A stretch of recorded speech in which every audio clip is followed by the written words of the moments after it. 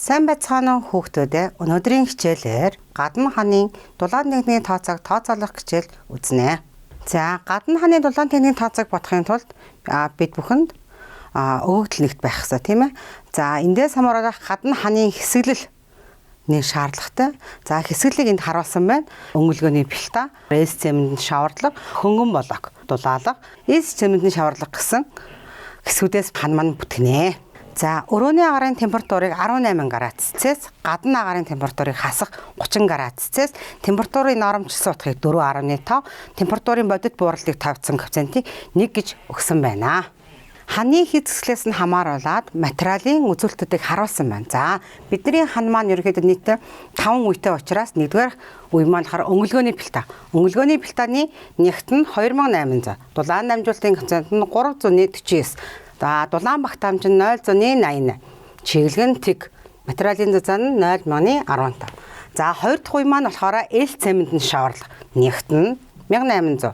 Дулаан дамжуулалтын коэффициент нь 0.93, дулаан багтаамж нь 0.84, чиглэг нь 4, материалын зузаан 0.2 байх нь. За, 3 дахь үе маань болохоор дулаалга. Дулаалгын маань нэгт нь 150, дулаан дамжуулалтын коэффициент нь 0.52, дулаан багтаамж нь 134, чиглэг нь 1, материалын зузаан 0.1 байх нэ. За, дөрөв дахь үе маань болохоор хөнгөн болог. Хөнгөн бологны нэгт нь болохоор 1800, дулаан дамжуулалтын коэффициент 0.92, дулаан багтаамж нь 0.84, чиглэг нь 10, материалын зузаан 0.36 байх нэ. 5 дахь үеийн болохоор эс цементний шаварлага маань нэгт нь 1800, дулаан дамжуулалтын коэффициент нь 0.93, дулаан багтаамж нь 0.84, хувийн чиглэг нь болохоор 4, зузаан нь 0.2 үзүүлэлттэй байна. За, гадна хааны дулаан техникийн тооцоог бодохын тулд бид нэр эхлээд шаардлага төсөргөслөө олсон байх шаардлагатай. За, шаардлага төсөргөслийг дараах томьёогоор тодорхойлно. За, эндээс РД гэдэг маань болохоор дотор гадаргуугийн элчийн дулаан дамжуулалтын элчийн эсэргүүцэл байгаа. Энийг олохын тулд нэгийг хуваах нь альфа Д. За, альфа Д гэдэг нь болохоор дотор гадаргуу дээрх дулаан өгөлтийн коэффициент гэсэн. За, энийг болохоор тэгш хан болон тэгш гадаргуу дээр 8.7-оор авч тооцдог байна.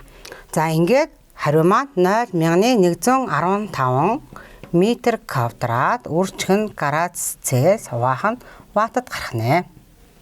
За, одоо бүгдээрээ өгөгдлөө шаардлага төсрөөсөө томьёонд орлуулъя. За, 0.115 дотор агарын температур маань 18 градус, хасах 30 градус Цельс хуваах нь нормчилсан утгыг маань 4.5 гэж өгсөн байна, тийм ээ.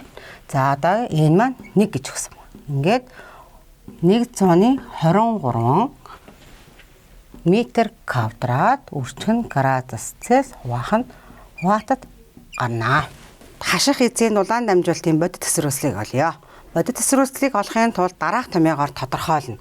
За, бодит төсрөөслийг тодорхойлохын тулд үе тус бүрийн дулаан дамжуулалтын эсэргүүц биднэрт нэг төрлийн шаардлагатай байгаа. За, энийг олохын тулд үе тус бүрийн материалын зузааныг үе тус бүрийнхаа материалын дулаан дамжуулалтын коэффициент харьцуулсан харьцаагаар олох юм байна. За, нэгдүгээр үе маань болохоор өнгөлгөөний бэлта учраас зузаан нь 0.15, дулаан дамжуулалтын коэффициент нь 349 гарахад 0.43 гарах нь байна. За, хоёрдугаар үе маань болохоор эс цементний шаварлага маань зузаан нь 0.2, дулаан дамжуулалтын коэффициент нь 0.93 байхад 0.21 гарах нь. За, дулаалга дээр материалын нь эсэргүүцэл нь 1.92 гарсан байна. За, дөрөвдүгээр үе нь болохоор бидний хөнгөн болог манд 0.39 гарсан байна. За, тавдугаар үед маань мөн адил эс цементний шаварлага маань 0.2 гарсан байна. Хаших хийцийн гадна гадаргуугаас гадна агаар дулаан дамжих үеийн элчийн эсэргүүцлийг ерөнхийдөө мэдгүй байгаа. Үүнийг олохын тулд нэгийг хуваах нь альфа Г гэж байгаа. За, альфа Г нь болохоор хаших хийцийн гадна гадаргууд дулаан өгөлтийн коэффициент байгаа. За, үүнийг хан болон тэгш гадаргууд 23 гэж тавьж тооцдог. Ингээд 0.43 гарч байна. Үргэлжлүүлээд дараах томьёонд орлуулцгаая бүгдээрээ. За, 0.115 нэмэх нь 0.1043. За, 2 дугаар үеийн эсэргүүцэл маань 0,21, 3 дугаар үе маань 192, 4 дугаар үеийн эсэргүүцлийнх нь 039, 5 дугаар үе нь болохоор 002. За ингээд 0,43. За ингээд бодит эсэргүүцэл нь 251 ваттыг хуваах нь метр квадрат өрчөн градус Цельс гарч байна.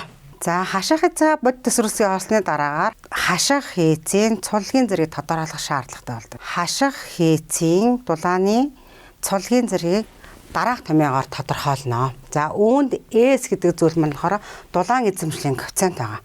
За дулаан эзэмшлийн коэффициентийг уг томьёогоор тодорхойлно. За уг томьёо нь болохоор материал тус бүрийн дулаан дамжуулалтын коэффициент нягт дулаан багтаамж чиглэлийг оруулсан байна. За үүнд A1, A2 маань болохоор нэг шилжүүлгийн коэффициент байгаа. За ингийн тулд үе тус бүрийнхаа дулаан эзэмшлийн коэффициентийг олох шаардлагатай болно. За 1-р үе маань болохоор өнгөлгөөний бэлтаа маань дулаан дамжуулалтын коэффициент 349-ээс нягт нь 2800. Дулаан багтаамж нь 0.88. За энэ дээр A2 маань болохоор 4187. За чиглэг нь тэг хөг. 1-р үе буюу өнгөлгөөний бэлтааны дулаан эзэмшлийн коэффициент нь 25.3 гарч байна. 2 болон 5 дугаар үе маань ижилхэн учраас материал тус бүрийнхаа үзүүлэлтийг өгөгдлийн дагуу орлуулахад за 2 болон 5 дугаар үе буюу L цемент нь шавардлагын дулаан эзэмшлийн коэффициент нь 11.8 гарахна. За 3 дугаар үе буюу дулаалгын дулаан эзэмшлийн коэффициент нь 0.23 гарч байна.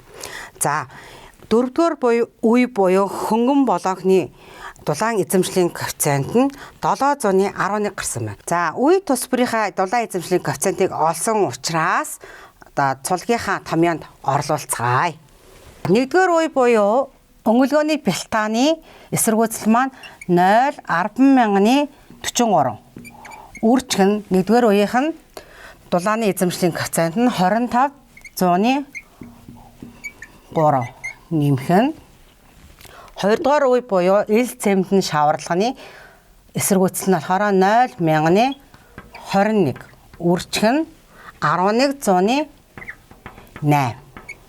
За 3 дугаар үе буюу дулаалга маань болохоор 192-ыг үрчгэн 0.23. За 4 дугаар үе бол хөнгөн болгох маань болохоор 0.39 эсэргүүцэл нь тийм ээ. За дулаан эзэмшлийн коэффициент нь 7.11 гарсан байна. Ингээд бодоход 378. Цулгийн хэмжээ нь 378 буюу бага цуллагтай гэж гарч байна.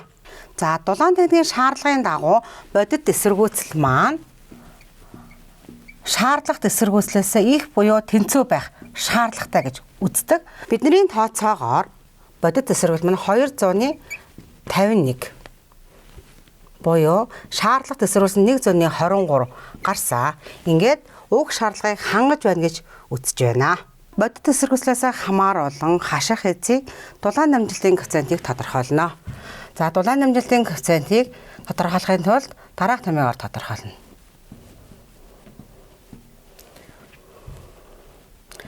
За бидний хувьд бодит эсэргүүцэл маань 251 гарсан байгаа ч үү. Ингээд дулаан дамжуулалтын коэффициент 0.39 ваттыг хуваах нь метр квадрат өрчөн градус Цельс гарч байна. За анхаарал тавьсан та бүхэнд баярлалаа.